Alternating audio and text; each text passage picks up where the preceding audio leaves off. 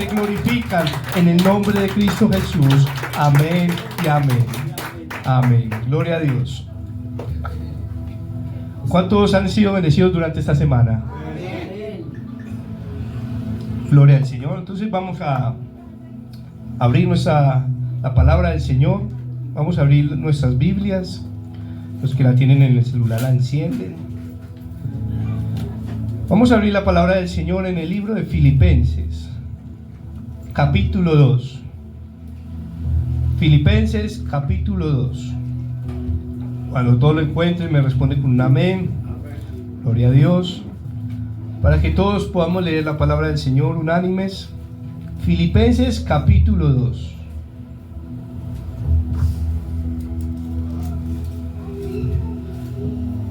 Amén. Voy a leer en la versión Reina Valera. La Reina Valera tiene como título Filipenses capítulo 2, dice la palabra del Señor: humillación y exaltación ¿de quién? De Cristo. De Cristo. Amén. Dice la palabra del Señor. La leemos en el nombre del Padre, del Hijo y con la dirección del Espíritu Santo de Dios. Dice la palabra de Dios: por tanto, si hay alguna consolación en Cristo, si algún consuelo de amor, si alguna comunión del Espíritu, si algún afecto entrañable, si alguna misericordia, versículo 2 dice: contemplad mi gozo, sintiendo lo mismo, teniendo el mismo amor, unánimes, sintiendo una misma cosa. Nada hagáis por contienda o por vanagloria, antes bien, ¿con qué? Humildad. ¿Con qué, iglesia? Humildad. Con humildad, estimando cada uno a los demás como superiores a él mismo, no mirando cada uno por lo suyo propio, sino cada cual también por lo de los otros. Haya pues en vosotros este sentir que hubo también en Cristo Jesús, el cual, siendo en forma de Dios, no estimó el ser igual a Dios como cosa a que aferrarse, sino que se despojó de sí mismo, tomando forma de siervo, hecho semejante a los hombres, y estando en la condición de hombre, se humilló a sí mismo, haciéndose obediente hasta la muerte, y muerte de cruz, por lo cual Dios también le exaltó hasta lo sumo, y le dio un nombre que es sobre todo nombre, para que el nombre de Jesús se doble toda rodilla de los que están en los cielos y en la tierra y debajo de la tierra, y toda lengua confiese que Jesucristo es el Señor, para gloria de Dios, ¿quién? Padre. Amén. Gloria a Dios. Muy bien, mis hermanos, esta mañana vamos a tocar un tema que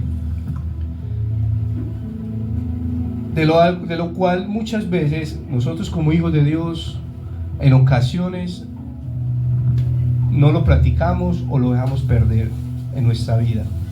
El título de hoy se llama Una vida desde la humildad. ¿Una vida qué? Desde la humildad. Una vida desde la humildad. Amén. Y Filipenses capítulo 2, del versículo 1 hasta el 11, que fue lo que leímos en esta mañana, nos va a mostrar algo muy importante, amada iglesia, que usted y yo tenemos que tener muy presentes en nuestra vida diaria, en nuestro caminar. Amén. Les comparto un poco acerca de este libro que es escrito por el apóstol Pablo, ¿sí? El apóstol Pablo escribe a la iglesia de Filipos en un momento complicado para ellos. ¿Por qué complicado? Les voy a comentar un poco de contexto histórico. Resulta que cuando el apóstol Pablo escribió esta carta a la iglesia de los Filipos, esta carta de Filipenses, la iglesia era una iglesia generosa, ¿sí? Era una iglesia fiel, era una iglesia muy fiel, pero estaba ocurriendo que dentro de la iglesia se estaban presentando divisiones, ¿sí? Entre los mismos hermanos se estaban presentando ¿qué? Divisiones, ¿sí? Entonces, cuando el apóstol Pablo escribe a la iglesia de Filipos, a pesar de que era una iglesia, como les digo, que era una iglesia fiel, muy generosa, muy abundante, pero estaban viviendo un momento en que estaban sufriendo divisiones, y esas divisiones eran internas, ¿sí? Dentro de la iglesia de Filipo.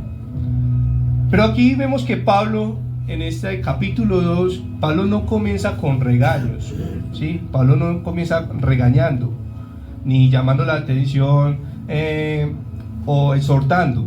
Pablo comienza con un llamado al corazón. Amén. Pablo comienza con un llamado ¿a qué?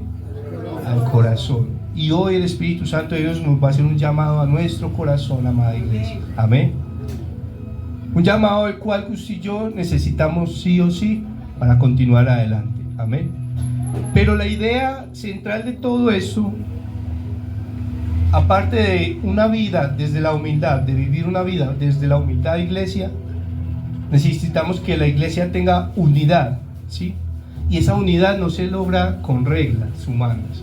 Esa unidad no se logra con reglas o imposiciones humanas, sino que comienza con la mente de Cristo Jesús. Amén. ¿Comienza con la mente de quién? De Cristo Jesús. Ahora hay una pregunta para cada uno de ustedes. ¿Qué pasaría si usted y yo viviéramos en la misma actitud que tuvo Jesús? Si todos, cada uno de nosotros viviéramos tal cual como vivió Jesús, ¿existiría las divisiones? No existirían las divisiones. ¿Existirían los rencores? ¿Cierto que no? Absolutamente nada de estas cosas existiría. Y aquí Pablo, amada iglesia, Pablo aquí nos presenta, o estudiando el pasaje, vi que Pablo nos presenta tres cosas muy importantes que usted y yo tenemos que tener muy presentes. Acá hay tres acontecimientos muy importantes, ¿sí? Tres movimientos muy importantes que usted y yo tenemos que tener muy presentes para aprender a tener una vida en humildad. Amén. Y la primera se llama el llamado a la unidad en el amor. ¿El llamado a qué? A la unidad en el amor, ¿sí? Y esto lo vamos a estar viendo del versículo 1 al 4. Pero yo quiero que hoy, esta mañana, a través de la guía del Espíritu Santo de Dios, vamos a hacer una exégesis un poco más profunda por cada versículo, porque ahí hay un tesoro muy importante para usted y para mí.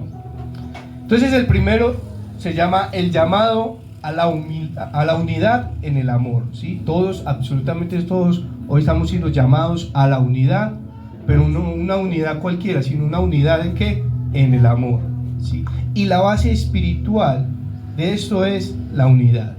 Miren lo que dice el versículo 1. Por tanto, si hay alguna consolación ¿en qué? En Cristo, si algún consuelo de amor, si alguna comunión del Espíritu, si algún afecto entrañable, si alguna misericordia. Amada iglesia, hay 4 fundamentos aquí que nos muestra el apóstol Pablo que usted y yo tenemos que tener muy presentes. Primero es que la consolación ¿en quién? En Cristo. Es el primer fundamento. El segundo es el consuelo ¿de qué? ¿El consuelo de qué? De amor. El tercero es la comunión del Espíritu. Pero mire que observemos algo muy importante, que acá la palabra Espíritu está ¿con qué? Con E mayúscula. Recuerde que la palabra, cuando aparece Espíritu con E mayúscula, está tratando ¿de quién? Del Espíritu Santo de Dios, no nuestro espíritu. Entonces la comunión del Espíritu. Y el cuarto fundamento es el afecto entrañable y misericordia. Amén.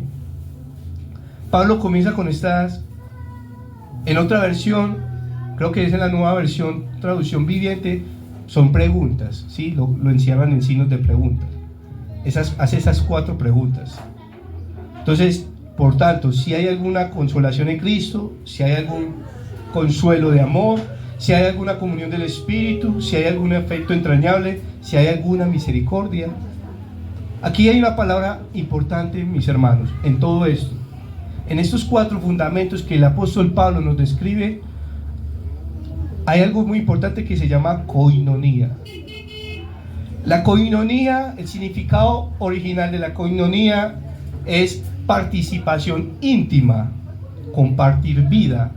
No es solamente una reunión social, ¿sí?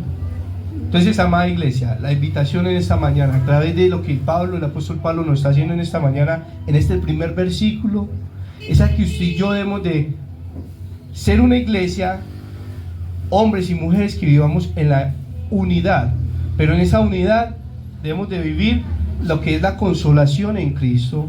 En esa unidad usted y yo tenemos que tener un consuelo de amor, una comunión del Espíritu, pero esa comunión es de cada uno con el Espíritu Santo de Dios, para así mismo usted y yo poder tener un afecto entrañable y vivir con misericordia. Amén. Amados, no es asistir a la iglesia, se trata de pertenecer a la iglesia. Amén. No se trata de asistir a una iglesia, a un lugar, se trata de pertenecer, que es otra cosa muy diferente. Amén. Y cada uno de ustedes, los que están en este lugar y los que no pudieron venir hoy, los que han sido partícipes de este lugar, les invitamos a que continúen perteneciendo al cuerpo de Cristo. No solamente asistir, sino pertenecer. Amén. La unidad nace del Espíritu. ¿Cuánto lo creen? La unidad nace ¿de dónde? Del Espíritu. Pero ¿cuál Espíritu? No de nuestro espíritu, sino del Espíritu Santo de Dios. Amén. La verdadera unidad, hermanos, no nace del esfuerzo humano. La verdadera unidad no nace de nuestras propia voluntad como seres humanos, porque si fuera así no existiría la unidad. Amén. Porque nosotros somos hombres y mujeres emocionales. Muchas veces nos dejamos llevar por la emoción nomás. Ay, hoy vamos a hacer una reunión y confesamos y publicamos, invitamos y todos somos emocionados, pero hasta ahí. Entonces recuerden, no se trata solamente de asistir a la iglesia, se trata de pertenecer a la iglesia.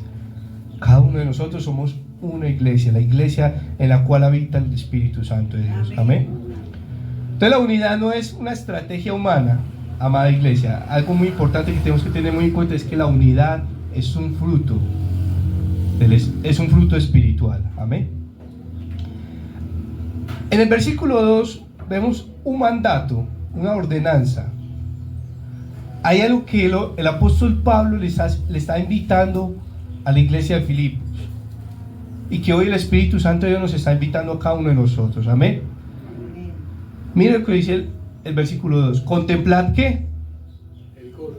Mi gozo. Contemplad mi gozo, sintiendo lo mismo, teniendo el mismo ¿qué? Amor. Unánimes, sintiendo una misma ¿qué? Una misma ¿qué? Cosa. Entonces mire la orden que nos da el apóstol Pablo aquí, o que le daba a la iglesia de Filipo, y que hoy el Espíritu Santo de Dios nos está dando a nosotros. Contemplemos el gozo. Amén. Acá hay una palabra muy importante. Es que usted y yo tenemos que tener una mentalidad de iglesia, una disposición interna. Usted y yo debemos de pensar en tener una misma mentalidad. Amén.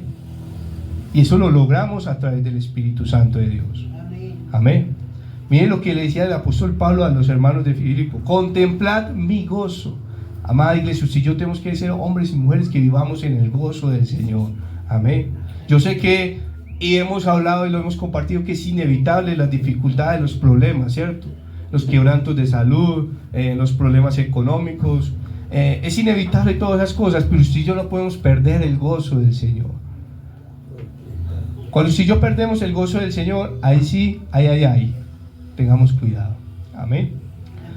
Unidad usted y yo tenemos que vivir una unidad en ¿qué? En amor, en espíritu y un propósito. Amén. Nuestra unidad debe ser en ¿qué? En amor, en espíritu y en propósito. Entonces, amados hermanos, este mandato que nos hace que vemos a través del apóstol Pablo, nos debe llevar a nosotros ¿a qué? Aquí la iglesia de Filipo no les decía el apóstol Pablo esto para que cada uno de ellos pensara por sí mismos o por individual.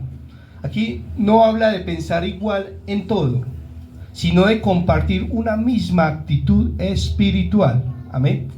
Porque cada uno de nosotros el Señor nos hizo diferentes, ¿sí?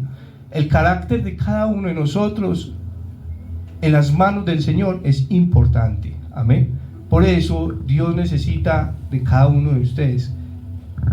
Y por eso Dios trabaja sobre cada uno de nosotros. Aquí entonces no habla de pensar igual en todo, ¿sí? No se trata de que lo mismo que yo piense es lo mismo que el hermano Arturo piensa. Pero sí se trata de que él y yo compartamos una misma actitud espiritual. Amén. Es lo que necesitamos. Y eso es tener una vida en humildad. Ahora, iglesia, la unidad comienza en la mente antes que en la acción. La unidad comienza en ¿dónde? En la mente. ¿Antes de qué? Antes de llevarlo a ejecución, a una acción, ¿sí? Por eso nuestra mente debe estar ¿qué? Controlada por el Espíritu Santo de Dios. La unidad no es igual a uniformidad. La unidad es tener una misma dirección, pero que provenga ¿qué? Del corazón. Amén. Eso es unidad. Iglesia, versículo 3 dice: nada hagáis por contienda o por vanagloria, antes bien con humildad, estimando cada uno a los demás como superiores a ¿quién? A él mismo. Aquí vemos que en este versículo 3 vemos el enemigo de la unidad. Aquí vemos a quién, al enemigo de quién, de la unidad. Miremos por qué el enemigo de la unidad. Acá hay dos peligros muy importantes que nos está resaltando el versículo, el texto. Primero es la contienda. La contienda es un egoísmo ambicioso que el ser humano pueda tener. ¿Sí? Eso es contienda. O que todo el tiempo, por su mismo egoísmo ambicioso, todo el tiempo va a estar discutiendo o llevando la contraria o peleando, ¿sí? El otro peligro es la vanagloria, lo dice el versículo, ¿cierto? Nada hagáis por contienda o por qué, por vanagloria. Son enemigo número uno de la unidad.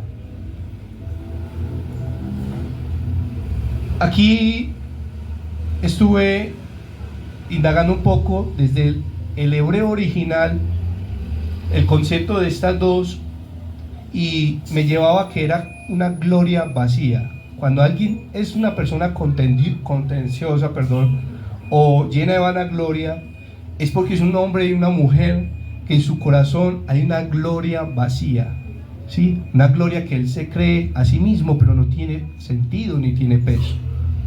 Es un orgullo sin sustancia, sin sabor, ¿sí? Es como cuando usted y yo preparamos una sopa de pollo sin sal. O cuando usted y yo nos echamos al huevito sal. Eso es insípido, ¿cierto?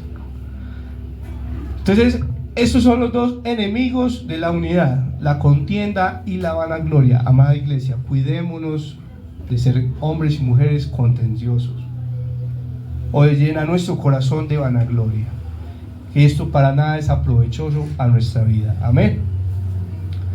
El versículo 4 ya me muestra a mí y nos muestra a cada uno de nosotros en esta mañana la medicina divina, ¿sí? Que es el centro de lo que hoy usted y yo estamos hablando. Y aquí la medicina divina es ¿qué? La humildad. Amén. Que en ello es donde usted y yo debemos de tener una vida en humildad. Mire lo que dice el versículo 4. Dice la palabra del Señor: no mirando, entre el versículo 3 y el 4 vemos esta medicina. Entonces, como decía la palabra del Señor ahora, nada hagáis por contienda o por vanagloria, antes que ¿con qué? Humildad. Con humildad, estimando cada uno a los demás como superiores a él mismo, no mirando cada uno por lo suyo propio, sino cada cual también por lo de quienes, por lo de los otros. Entonces, la palabra humildad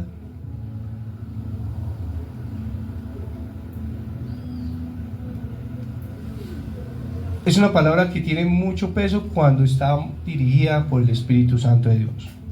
Amada iglesia, adoptar una forma constante de pensar es humildad. Aquí no se trata, no es admirar a Cristo, es imitar a Cristo con su mentalidad. Amén. Esto es lo que usted y yo tenemos que hacer hoy en día, como hombres y mujeres de Dios. Usted y yo no podemos vivir una vida solamente admirando a Cristo. Usted y yo tenemos que imitar a Cristo. Amén. En eso se basa también vivir en la humildad.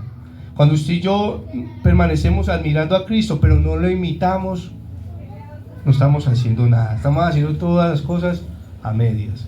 Entonces, no es debilidad, es fuerza bajo control. Eso se trata de la humildad cuando está dirigida por el Espíritu Santo de Dios. Y hay un principio muy importante que usted y yo tenemos que tener muy presentes, amados. Y es que la iglesia sana, una iglesia sana es aquella donde cada uno se preocupa más por el otro que por sí mismo. Amén. Por eso usted y yo debemos de preocuparnos cuando alguien no venga a la iglesia. ¿Sí? Cuando alguien de pronto falte por X o Y motivo, si no sabe, es muy importante que usted y yo preguntemos qué pasó con el hermano, dónde está el hermano, ¿cierto? Eso es unidad y es humildad delante de la presencia de Dios. Amén. Entonces, una iglesia sana es aquella donde cada uno no se preocupa por sí mismo, sino que preocupa por los demás. Amén. Y vamos a ver el segundo punto, que es aquí donde vamos a analizar muchas cosas importantes de iglesia. El segundo punto se llama el mayor ejemplo de todo y por todo. ¿El mayor ejemplo de qué? De todo y por todo. ¿Y quién es ese mayor ejemplo? Nuestro Señor Jesucristo. No tenemos más ejemplo más hermoso que nuestro Señor Jesucristo, ¿cierto? De hecho, yo me he puesto, no sé si algunos han visto, hay una serie en la plataforma de Netflix que se llama Los Elegidos, y ahí muestran como la historia de los discípulos, todo lo que vivieron los discípulos al lado de Jesús. Tratan como de asemejarse mucho a lo que está en las Escrituras, ¿sí? Y en muchas de las escenas que muestran en esta serie, uno ve y nota la actitud de Jesús o cómo se comportaba Jesús, aún en medio de que los discípulos cada rato discutían entre ellos, cada rato de pronto tenían indiferencias, ¿sí? O cuando tenían momentos difíciles de escasez, cómo se comportaban, y uno veía que la actitud de Jesús, el ejemplo de Jesús, era tal cual él mismo. ¿A qué voy con esto? El mayor ejemplo de todo y por todo es Cristo. Y aquí está el corazón del texto. Aquí vamos a encontrar el corazón de este texto, mis hermanos. Miren lo que dice el versículo 5. Haya pues en vosotros este sentir que hubo también en Cristo Jesús. Haya que en cada uno de nosotros el sentir que hubo en ¿quién? En Cristo Jesús. Entonces aquí hay un mandato central, algo muy importante. Y aquí yo veo, a través de la historia de Jesús, a través de la historia de nuestro Señor Jesucristo, vemos que hay una renuncia voluntaria. ¿Hay una renuncia qué? Voluntaria. ¿Por qué voluntaria? Mire, Pablo no dice aquí que admiremos a Cristo. Pablo dice aquí que imitemos a Cristo. ¿Sí? Eso quiere decir, amada iglesia, eso me enseña a mí que el cristianismo no es información. El cristianismo no se trata de informar y publicar. El cristianismo se trata de transformación.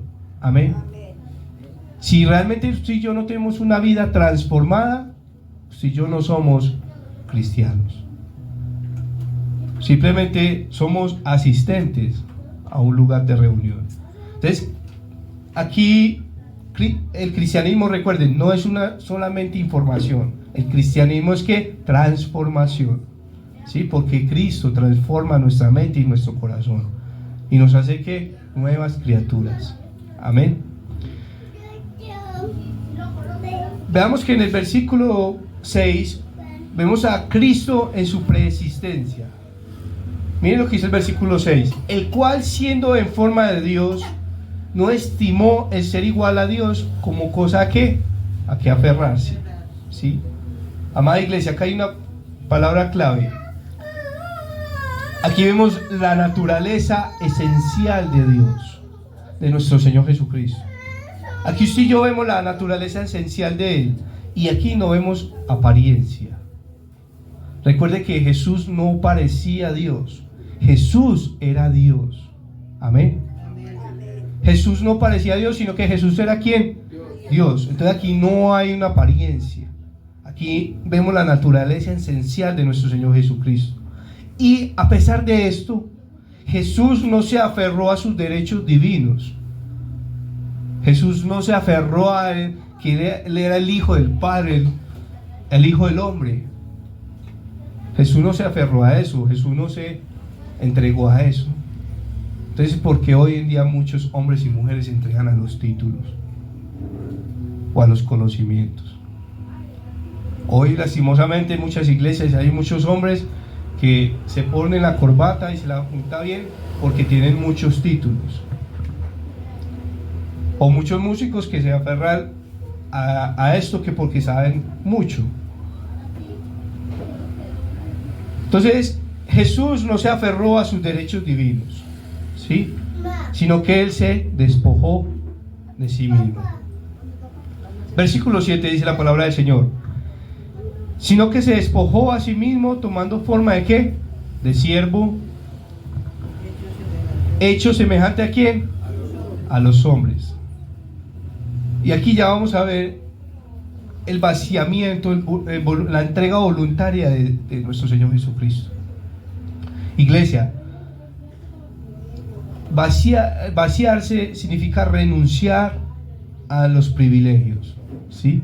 Eso fue lo que hizo nuestro Señor Jesucristo.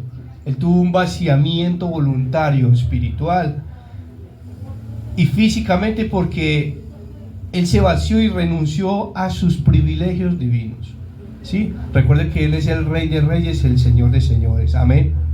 Y como un rey lleno de gloria, de majestad, vino a este mundo hecho que siervo.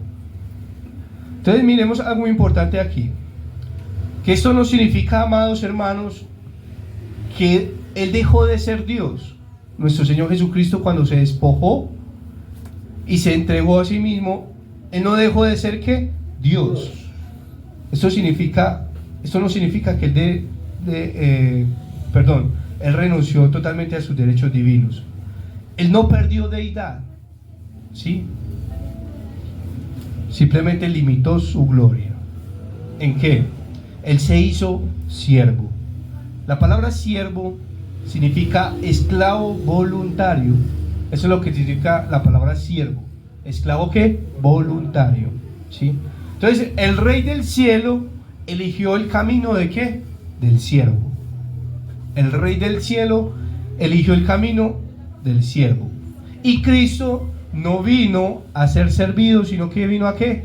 A servir. Es ahí el punto el cual usted y yo debemos de tener muy presentes, mis hermanos, para vivir una vida en humildad. Siempre viva presente en tu mente, siempre viva pensando en esto, que usted no está para que le sirvan, sino que está para servir. Amén. Ahora, versículo 8, vemos algo que se llama obediencia extrema. ¿Obediencia qué? Extrema. ¿Por qué extrema? Mire lo que dice la palabra en el versículo 8. Dice la palabra del Señor: y estando en la condición de hombre, se humilló a sí mismo, haciéndose ¿qué? Obediente. Pero mire, ¿por qué le digo que es una obediencia extrema? Porque mire lo que dice el texto: obediente hasta la muerte. ¿Y muerte de qué?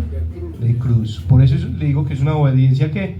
Extrema, porque fue obediente. Nuestro Señor Jesucristo fue obediente a lo que el Padre le había ordenado hasta la muerte.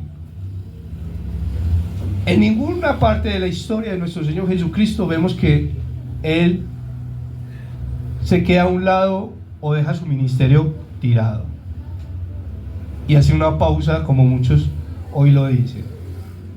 En ninguna parte de la historia de nuestro Señor Jesucristo vemos que nuestro Señor Jesucristo obedece a medias. Él obedece por toda su existencia y obedece hasta la muerte. Por eso les digo que es una obediencia extrema, ¿sí? Ahora, la palabra clave de esto, de la obediencia, desde el hebreo original quiere decir obediencia bajo autoridad, ¿sí? Porque nuestro Señor Jesucristo obedeció en la tierra todo ese tiempo que Él estuvo aquí, y no hubo un momento de quiebre en el cual Él no dejara de obedecer. Era porque estaba bajo la autoridad del Padre. Amén. Amados, obedecer, sé que en algunos momentos es difícil para nosotros como seres humanos, pero si usted y yo estamos en relación con el Espíritu Santo de Dios, no va a ser difícil obedecer. Amén. Muchas veces hay hombres y mujeres que dicen que la vida cristiana es muy difícil. Depende. Cada uno de nosotros nos la ponemos difícil. Si usted y yo tenemos relación con el Espíritu Santo de Dios, la vida cristiana no va a ser difícil, ¿sí? Pero si no tenemos relación con el Espíritu Santo de Dios, puede ser complicada. Amén. Iglesia, Jesús no murió como víctima. Jesús murió como un hombre obediente. Amén. Jesús no murió como víctima, sino que Él murió como ¿qué? Obediente. Y aquí Pablo agrega la muerte de cruz, que eso es una forma en la cual en ese entonces, en la existencia de Jesús en ese tiempo, alguien que crucificaba era un símbolo de vergüenza, ¿sí? Todo hombre y mujer, los que crucificaran en ese entonces, era la forma más vergonzosa posible que tenían para mostrar al pueblo. Entonces aquí hay un principio muy importante, y es que la grandeza del cielo, la divinidad de nuestro Señor Jesucristo, el poder que Él tenía en el reino de los cielos, bajó y pasó por la bajeza de la cruz, ¿sí? Esto es humildad. Y esto me muestra también otro principio muy importante, iglesia, y es que la verdadera humildad se expresa en obediencia total. Amén. Cuando usted y yo somos obedientes totalmente, como dice la palabra del Señor, usted y yo somos humildes, practicamos la verdadera humildad. Amén. Estoy haciendo una pregunta. Dígame, mi hermano. ¿Por qué la palabra dice de que el que moría en un madero era maldito? Entonces, Cristo ahí en esa posición. No, la muerte de cruz en ese entonces, en ese tiempo de Jesucristo, era una de las formas en las que avergonzaban a los hombres que cometían algún delito, ¿sí? Ya sea robo, ya sea muerte, homicidio, cualquier delito que fuera vergonzoso, ellos lo publicaban al pueblo. Y esa era una de las maneras, una de las formas de avergonzar a la persona, ¿sí? Como darles ese castigo psicológico también a ellos. Entonces era una forma vergonzosa en la que el ejército de Roma castigaba a estas personas. Por eso usaban la cruz, para avergonzar a esos hombres y mujeres. Entonces esa fue la forma más vergonzosa posible en la que el hombre, en ese entonces el ejército de Roma, querían avergonzar a Jesucristo, ¿sí? A nuestro Señor Jesucristo. Pero no se trataba de que nuestro Señor Jesucristo era maldito, no, jamás. Él, desde que se despojó desde el cielo, siempre Él fue Dios. Amén. Solo que Él tomó esa condición para enseñarnos a nosotros, mis hermanos, ese tema de la humildad. Amén. Vamos a ver el tercer punto, que se llama la exaltación soberana de Cristo, ¿sí? Y esto ya lo vemos en el versículo 9 en adelante. La exaltación soberana de Cristo. Y aquí usted y yo vamos a ver una respuesta que viene de parte del Padre hacia el Señor Jesucristo, ¿sí? Una respuesta. Mira lo que dice el versículo 9. Dice la palabra del Señor: cual Dios también le exaltó hasta lo sumo y le dio un nombre que es sobre todo ¿qué? Nombre. Ahora, iglesia, exaltada por encima de todo. Esa fue la exaltación hasta lo sumo. Eso significa exaltación hasta lo sumo. Que Él exaltó al Señor Jesucristo por encima de ¿qué? De todo. Y por encima de todos. Y de todo lo que hay en este mundo, en esta tierra. Entonces, aquí vemos que humildad precede a la exaltación. Cuando nuestro Señor Jesucristo vivió en la tierra, Él todo el tiempo nos enseñó sobre la humildad. Todo el tiempo nos modeló sobre la humildad. ¿Y qué tuvo Él después de vivir así una vida llena de humildad? Tuvo una exaltación del Padre. Amén. Mis hermanos queridos, cada uno de los que estamos en ese lugar, todos, absolutamente todos, todo lo que hacemos para el Señor es maravilloso. ¿Sí? No se sienta mal si el hombre terrenal, si los líderes terrenales en este lugar no les reconocen su esfuerzo, hay uno más grande sobre ellos que sí se los va a reconocer. Amén, que es nuestro Señor Jesucristo. Amén. Él sí les va a reconocer ese esfuerzo. Amén. Porque usted tiene una vida llena de humildad. Él les va a traer esa exaltación a su debido tiempo. Ahora, el camino hacia arriba pasa por debajo. El camino hacia arriba pasa por debajo. En pocas palabras, lo que vivió nuestro Señor Jesucristo tuvo que haber pasado por este mundo, pero mire que luego que fue enaltecido. Y algo que me enseña esto es que la exaltación viene después de la humillación. Amén. La exaltación viene después de ¿qué? Ahora, la palabra de Dios, el versículo nos está hablando sobre que Él le dio nombre sobre todo nombre. Nombre que es sobre todo ¿qué? Aquí no es un título simplemente. Aquí lo que aparte de ser un título de iglesia, lo que el Padre le da a nuestro Señor Jesucristo es una autoridad suprema. ¿Una autoridad qué? Suprema. Eso es lo que le da el Padre a nuestro Señor Jesucristo. Una autoridad suprema. ¿Sí? Aquí el nombre es igual a carácter, autoridad y a identidad.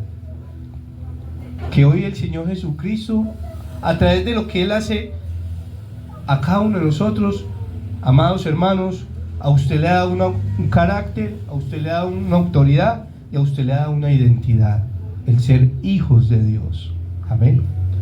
Si yo debemos de apropiarnos de esto, así como el Padre se lo dio al Hijo, al Señor Jesucristo, le dio carácter, autoridad e identidad, así mismo nos lo da a nosotros. Amén. Y Jesús aquí ya recibe el reconocimiento universal. ¿Sí? Y aquí ya vemos el reconocimiento universal. Y vamos a ver el versículo 10 y 11, mis hermanos, que habla sobre la adoración universal.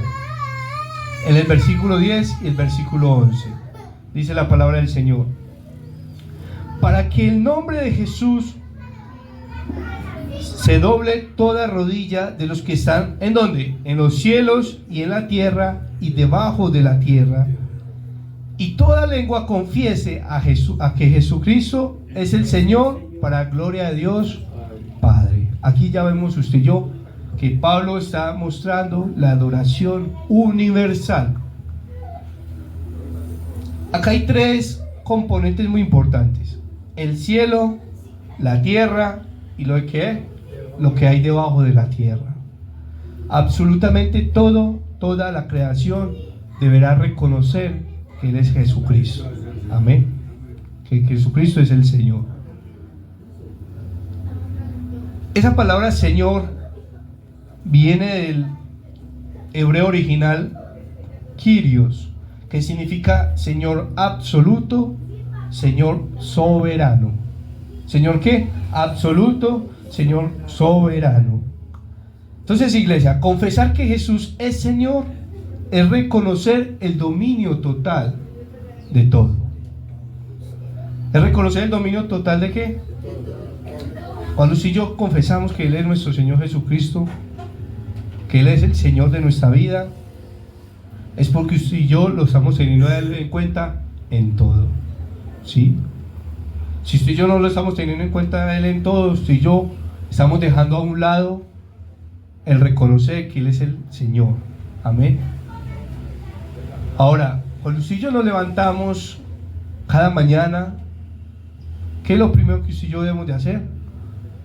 Darle gracias al Señor. Darle gracias al Señor. A partir de ahí, usted y yo estamos reconociendo que Él es el Señor soberano y el Señor absoluto. Amén. Iglesia, Jesús no será reconocido. Jesús ya es el Señor. Amén. Allí el apóstol Pablo quería darle a entender a la iglesia de Filipos esta parte, de que Jesús no buscaba ser reconocido. Ya Jesús era el Señor. Ya Jesús era Dios. ¿Sí? Pero lastimosamente, en ese tiempo, los hombres y mujeres de Filipos, de la iglesia de Filipos, dejaban que su corazón se llenara de orgullo y perdían la humildad, y eso les hacía en ocasiones ver que Él no era el Señor de ellos. Ahora, amada iglesia, hay una aplicación de todo esto, mis hermanos, que quiero compartir con ustedes en esta mañana. Y hay unas preguntas muy importantes que cada uno de ustedes se va a analizar a sí mismo. La primera es: ¿mi vida refleja la humildad de Cristo? Usted y yo, evaluémonos si nuestra vida, lo que usted y yo hoy hacemos, lo que pensamos, lo que hablamos, lo que actuamos, realmente refleja la humildad de Cristo. Cada uno se va a responder a sí mismo, internamente. La otra es: ¿busco servir o busco ser servido? Servir. ¿Sí? Cada uno a sí mismo. ¿Busco servir o ser servido? ¿Mi orgullo estorba la unidad? Porque cada uno de nosotros a cierta medida tenemos un orgullo, y ese orgullo debemos de dejarlo en las manos del Señor. ¿Mi orgullo estorba la unidad? Y la otra pregunta es: ¿vivo bajo el señorío del Señor Jesucristo? Pregúntese a sí mismo: ¿vivo realmente bajo el señorío del Señor Jesucristo? Recuerde que cuando si yo reconocemos que Él es el Señor, es porque es el Señor de todo, en lo absoluto, sobre nuestra vida. Amén. Iglesia, la mente de Cristo produce algo muy importante, y es aquí donde usted y yo debemos de evaluarnos. Si realmente no lo practicamos, comencemos a pedirle al Espíritu Santo de Dios que Él renueve nuestra mente y nuestro corazón. La mente de Cristo produce unidad. ¿Cuánto lo creen? La mente de Cristo produce ¿qué? Servicio. La mente de Cristo produce sacrificio. La mente de Cristo produce obediencia. Y la mente de Cristo produce adoración, que es lo que hoy el apóstol Pablo nos muestra a través de la carta de Filipos, de Filipenses capítulo 2. Vemos esto: la unidad, el servicio, vemos sacrificio, vemos obediencia, vemos adoración. ¿Sí? Son 5 cosas muy importantes que usted y yo debemos de tener muy presentes, pero que esto nos va a ayudar a marcar una vida en humildad. Amados hermanos, en conclusión, para el mensaje que esta mañana el Señor nos compartió, en conclusión, Cristo descendió en humildad para que nosotros viviéramos en unidad. Amén. Y finalmente usted y yo participemos un día de su gloria. Amén. Cristo descendió en humildad para que nosotros viviéramos en unidad, ¿sí? Y finalmente usted y yo participemos un día de su gloria. Amén. Iglesia, tengamos muy presente esto: es que la iglesia, cada uno de nosotros somos la iglesia del Señor. ¿Sí? Recuerde que esto simplemente es el templo. Eso es un templo, un lugar en el cual viene la iglesia del Señor a unirse en unidad. ¿Sí? La iglesia se fortalece cuando cada uno de nosotros decide vivir vivir menos para sí mismos y más como Cristo. Amén. Y no basta solamente, recuerden, no basta solamente admirar a Jesús, no basta solamente con admirarlo, sino que también debemos de adoptar su mente, ¿sí? Debemos de adoptar su forma de vivir y debemos de imitarle, amados hermanos, porque el mundo necesita iglesias llenas de gente humilde, no de gente importante. Amén. Recuerde esto. El mundo necesita iglesias llenas de gente que humilde, ¿sí? No de gente importante. Aquí lo único importante es nuestro Señor Jesucristo. Amén. Denle un fuerte aplauso al Señor y vamos a ponernos sobre nuestros pies. Vamos a ponernos sobre nuestros pies y vamos a orarle al Señor esta mañana. Y yo le invito a que con tus propias palabras vas a hacer una oración, vas a elevar una oración al cielo y le vas a decir al Señor que continúa enseñándonos a vivir una vida desde la humildad, que no tenemos mayor ejemplo, amados hermanos, que nuestro Señor Jesucristo. Cierra tus ojos ahí donde tú estás. Padre, te damos gracias, Espíritu Santo de Dios, porque no hay nadie como tú, Rey de los cielos. Hoy venimos, Señor, una vez más delante de tu presencia, Dios, dándote gracias, Señor, por tu palabra. Gracias, Señor, por lo que